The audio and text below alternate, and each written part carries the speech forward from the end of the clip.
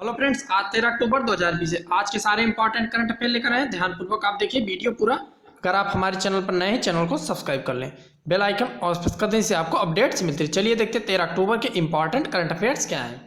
पहला current affair है, हाल में पीएम ने किस योजना के अंतर्गत संपत्ति कार्ड वितरण किया है। तभी हाल में पीएम नरेंद्र मोदी ने किस योजना के अंतर्गत संपत्ति कार्ड का वितरण किया है। पहला सुनिधि योजना, दूसरा स्वामित्व योजना, तीसरा जन आरोग्य योजना, चौथा ऑप्शन इनमें से कोई नहीं। करेक्ट कौन सा होगा ऑप्शन? करेक्ट यहाँ पर ऑप्शन है दूसरा। स्वामित्व योजना के अंतर्गत पीएम ने भी हाल ही में प्रॉपर्टी कार्ड बांटा है। संपत्ति कार्ड स्वामित्व योजना के अंतर्गत। स्वामित्व योजना क्या है, इसका फुल फॉर्म क्या होता है, स्वामित्व को जान लेते हैं। स्वामित्व का यहाँ पर फुल फॉर्म है survey of villages and mapping with improvised technology in village areas. इसका उद्देश्य रूरल ग्रामीण क्षेत्रों का विकास करने के उद्देश्य से पीएम ने इसे फिजिकली डिस्ट्रीब्यूशन किया है वर्चुअल वीडियो कॉन्फ्रेंसिंग के माध्यम से। 1 लाख ग्रामीणों को यह संपत्ति कार्ड वितरण किया है, प्रॉपर्टी कार्ड। इसके माध्यम से जो ग्रामीण हैं वह लोन, अन्य वित्तीय सब मदद ले सकते हैं, फायदे ले सकते हैं, फाइनेंशियल प्रॉफिट और वित्तीय जैसे लोन बैंक से। इस प्रॉपर्टी लीगल डॉक्यूमेंट हो गया है प्रॉपर्टी कार्ड। इस प्रॉपर्टी कार्ड के माध्यम से अपना जो भी फाइनेंशियल बेनिफिट होगा गवर्नमेंट का, उसे प्राप्त कर सकते हैं। नेक्स्ट है, हाल में रक्षा मंत्री राजनाथ सिंह ने कितने ब्रिज का उद्घाटन किया है। तो पहला ऑप्शन है 7, दूसरा है 15, तीसरा है 25, चौथा ऑप्शन है 44। अभी हाल में रक्षा मंत्री राजनाथ सिंह ने कितने ब्रिज का उद्घाटन किया? करेक्ट ऑप्शन यहाँ पर फोर्थ है 44। 44 ब्रिज का उद्घाटन किया है। कहाँ कहाँ पर किया? जम्मू कश्मीर में 10 ब्रिज का उद्घाटन किया है, लद्दाख में 7 ब्रिज बने हैं, हिमाचल प्रदेश में 2 ब्रिज बने हैं, उत्तराखंड और अरुणाचल प्रदेश में 8 ब्रिज बने हैं, सिक्किम और पंजाब में 4 ब्रिज बने हुए हैं। कुल 44 ब्रिज का रक्षा मंत्री राजनाथ सिंह ने उद्घाटन किया है। Correct option 4। इस सड़क का निर्माण बीआरओ ने किया, बॉर्डर रोड अथॉरिटी ने किया है, बीआरओ ने इस सारे रोड का निर्माण, कंस्ट्रक्शन। इसी के दौरान नीची फू टनल का भी अरुणाचल प्रदेश ने शिलान्यास किया, राजनाथ सिंह रक्षा मंत्री ने।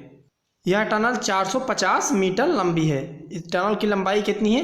नीची फूट टनल की 450 मीटर। अरुणाचल प्रदेश में इसका शिलान्यास किया है रक्षा मंत्री राजनाथ सिंह ने। Next current affair, world bank के अनुसार भारत में स्कूल बंद होने से कितने बिलियन डॉलर का नुकसान हुआ है। तो वर्ल्ड बैंक के अनुसार भारत में स्कूल बंद होने से कितने बिलियन डॉलर का नुकसान हुआ है। पहला है 200 बिलियन डॉलर, दूसरा है 500 बिलियन डॉलर, तीसरा ऑप्शन 400 बिलियन डॉलर, चौथा option 900 billion dollar. Correct option यहाँ पर कितना होगा? करेक्ट ऑप्शन यहाँ पर थर्ड है, 400 बिलियन डॉलर का नुकसान हुआ है सरकार को वर्ल्ड बैंक के रिपोर्ट के अनुसार कोविड-19 के कारण। भविष्य में अगर फिर से स्कूल बंद होगा, 420 बिलियन डॉलर का फ्यूचर में पुनः नुकसान होगा। कोविड-19 महामारी के कारण सारे स्कूल बंद हुए पिछले 6 महीनों से 7 महीनों से।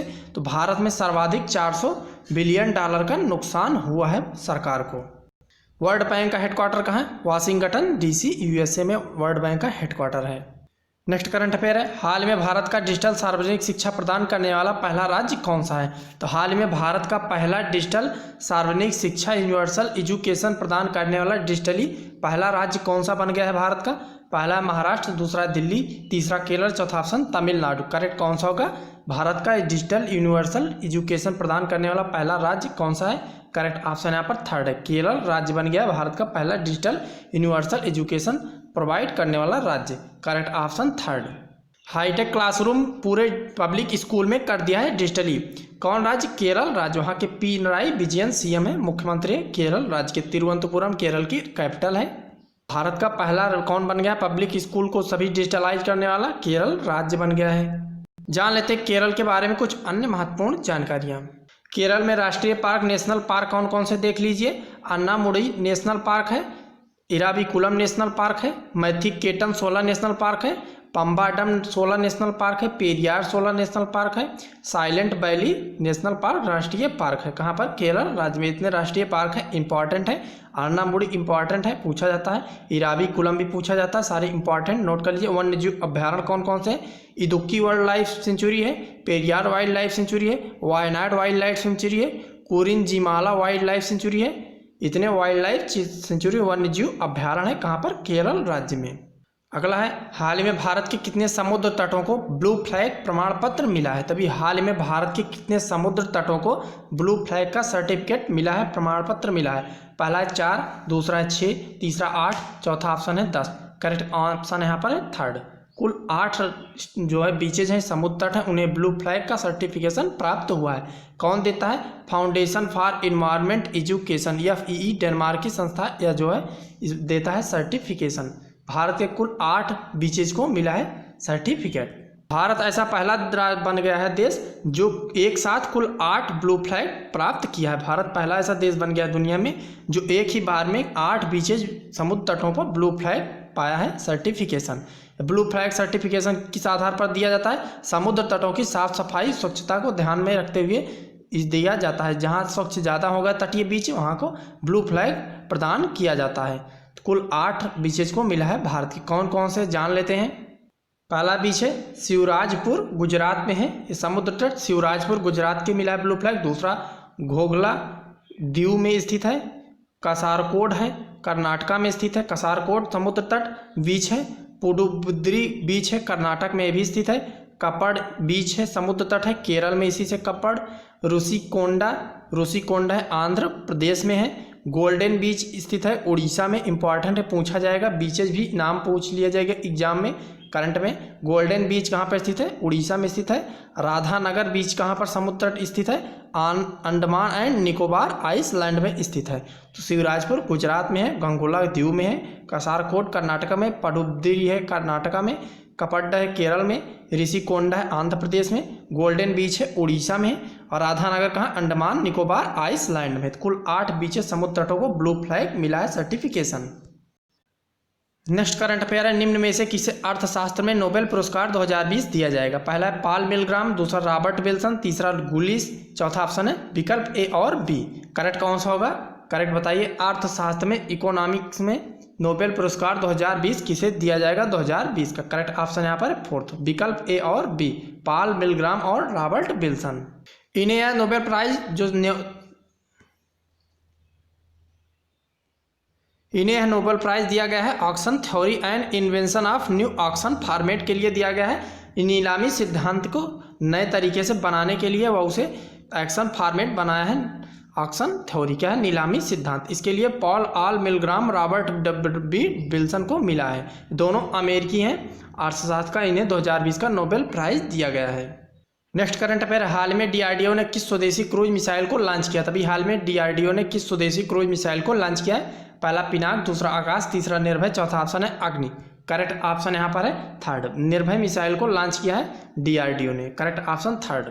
निर्भय भारत की पहली स्वदेशी निर्मित क्रूज मिसाइल है। भारत की पहली स्वदेशी क्रूज मिसाइल निर्भय है। और ब्रह्मोस जो है वो भी क्रूज मिसाइल है, लेकिन वह स्वदेशी नहीं है। रूस की मदद से ब्रह्मोस को निर्माण किया गया। लेकिन यहाँ पर जो निर्भय क्रूज मिसाइल है इसकी रेंज 800 किलोमीटर से 1000 किलोमीटर तक की है। इसको अभी सफलतापूर्वक टेस्ट नहीं किया गया है क्योंकि इसमें कुछ तकनीकी खराबी आ चुकी है। DRDO ने इसे जो है बालासोर उड़ीसा की साइट पर लॉन्च किया है। DRDO फुल फॉर्म का defence and research development organisation. G Satish Reddy इसके हेड हैं। इसका हेडक्वार्टर न्यू दिल्ली में DRDO का। DRDO ने अभी हाल ही में 1 महीने में कई मिसाइलों का सफलतापूर्वक परीक्षण कर चुका है।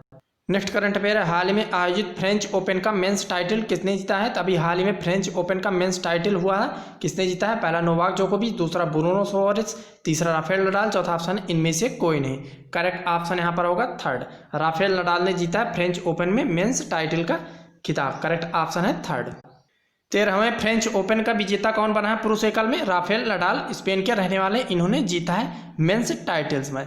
एकल में जीता है राफेल नडाल, स्पेन के रहने वाले हैं। IGA स्वातिक ने वुमेन सिंगल में जीता है टाइटल फ्रेंच ओपन का। IGA स्वीडन कहाँ का रहने वाले? पोलैंड की रहने वाली महिला एकल में जीता है। इंपॉर्टेंट है, नोट कर लीजिए फ्रेंच ओपन।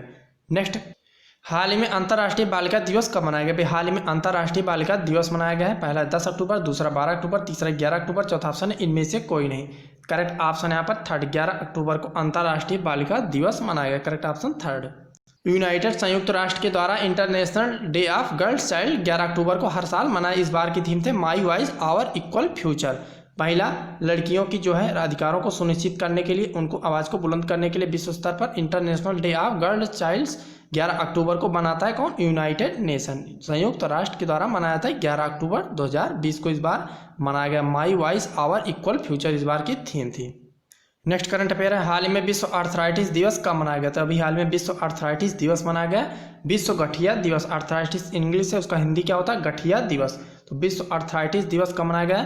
पहला है 10 अक्टूबर, दूसरा 11 अक्टूबर, तीसरा 12 अक्टूबर, चौथा ऑप्शन है 15 अक्टूबर। करेक्ट ऑप्शन यहाँ पर कौन सा होगा बताइए? करेक्ट ऑप्शन यहाँ पर थर्ड है, 12 अक्टूबर को विश्व आर्थराइटिस दिवस मनाया, विश्व गठिया दिवस मनाया था। कौन मनाता है? Arthritis and rheumatism international ARI की संस्था के द्वारा मनाया जाता है विश्व आर्थराइटिस दिवस। करेक्ट ऑप्शन थर्ड है।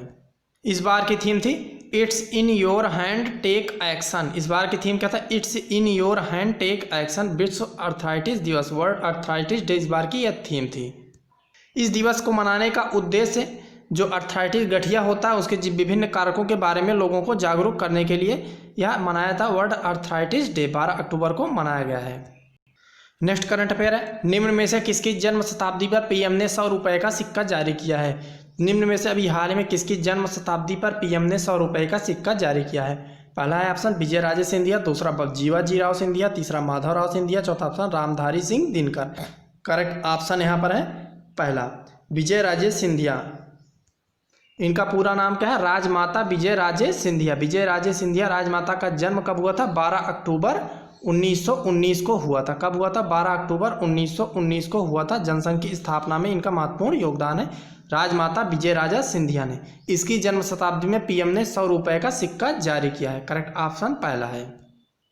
फ्रेंड्स, ये थे आज के मोस्ट इंपॉर्टेंट करंट अफेयर्स। कल मिलते हैं नए इंपॉर्टेंट करंट अफेयर्स के साथ। नमस्कार।